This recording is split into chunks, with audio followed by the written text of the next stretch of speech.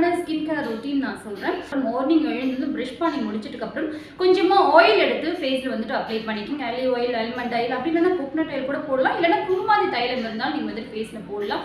போட்டு ஒரு மசாஜ் கொடுத்துட்டு அப்படியே விட்டுருங்க. ஒரு 1 hour அப்படியே இருக்கட்டும். அதுக்கப்புறம் நீங்கள் குளிக்கும் போதும் என்ன பண்ணுறீங்கன்னா கொஞ்சமாக கடலைப்பருப்பு எடுத்துக்கோங்க. அது கூட கொஞ்சம் பால் பவுடர் சேர்த்துக்குங்க. பாசி பயிர் வந்துட்டு சில பேருக்கு செட் ஆகாது, பச்சை பயிர்னு சொல்லுவீங்களா, செட் ஆகுறவங்க அதையும் கொஞ்சம் எடுத்துக்கலாம். நல்லா மிக்ஸ் பண்ணிக்கோங்க. பால் அப்படி இல்லைன்னா வாட்டரில் நல்லா மிக்ஸ் பண்ணிவிட்டு குளிக்கும் போது நீங்கள் ஃபேஸில் இல்லை உடம்பு ஃபுல்லாக நீங்கள் வந்துட்டு அந்த ஸ்க்ரப் மூலமாக ஒரு ஸ்க்ரப் பண்ணிவிட்டு ஒரு ஃபியூ மினிட்ஸ் விட்டுட்டு அதுக்கப்புறம் நீங்கள் குளிங்க. இதை வந்து பார்த்தீங்கன்னா உங்கள் ஸ்கின்ல டெட் செல்ஸ் எல்லாம் ரிமூவ் பண்ணி, டர்ன்ஸ் இருந்தாலும் ரிமூவ் பண்ணி ஸ்கின்னை நல்லா பிரைட்னிங் கொடுக்கும்.